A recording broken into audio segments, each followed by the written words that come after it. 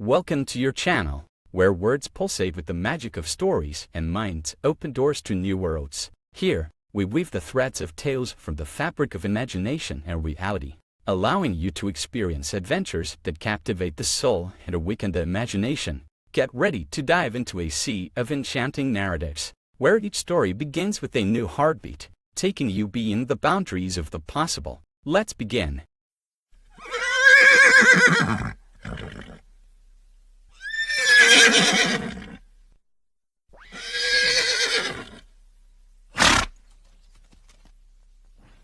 On one of the great days of the Arabs, when night struck the earth with their feet, breathed the dust of the battlefields, and the heavens trembled at the might of their swords and the stomping of their horses, there was a legendary horse named Al-Abjar bin Al Naa'ma.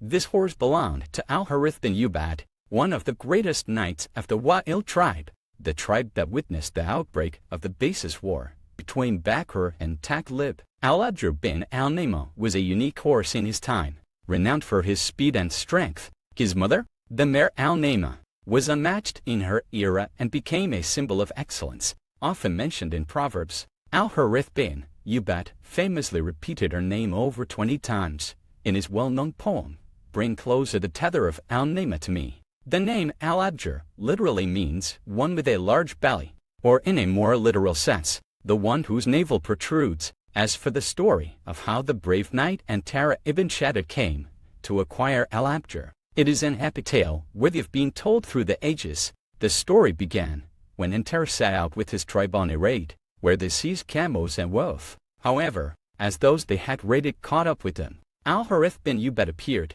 riding his black stallion, Al-Abjar bin Al Naa'ma, chasing after them with reckless speed. Antarah, the unrivaled hero of the Arabs, gazed at Al-Abjar with awe and admiration. He looked at the horse as if beholding one of the wonders of the world, a steed that raced with the wind and disappeared in the blink of an eye.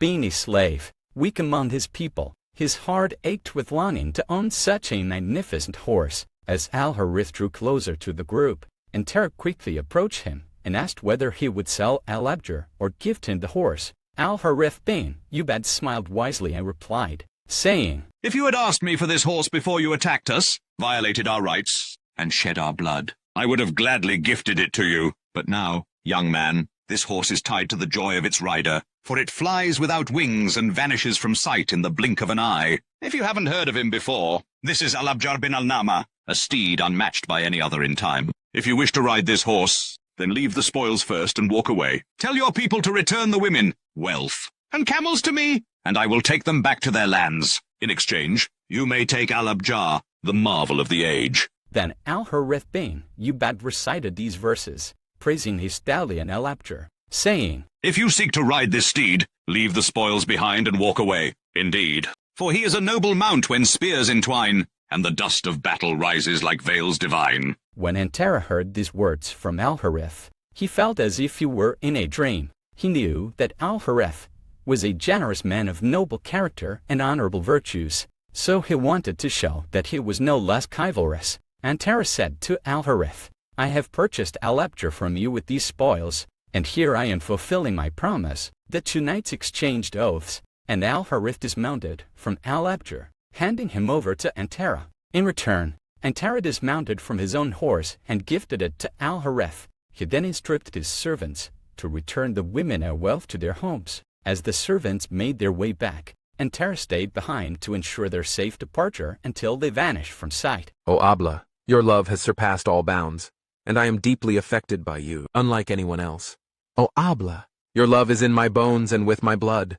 As my soul flows through my body, so does it run.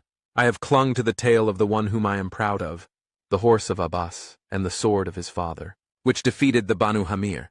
O Shas, draw me away from this deadly passion, for I am ever more inflamed with a burning love." And so, our story comes to an end, where reality meets fantasy in a single masterpiece, leaving an indelible mark on our souls. We will meet again in the next tale, where the possible blends with the impossible, and new worlds take shape within the folds of words. Until then, goodbye.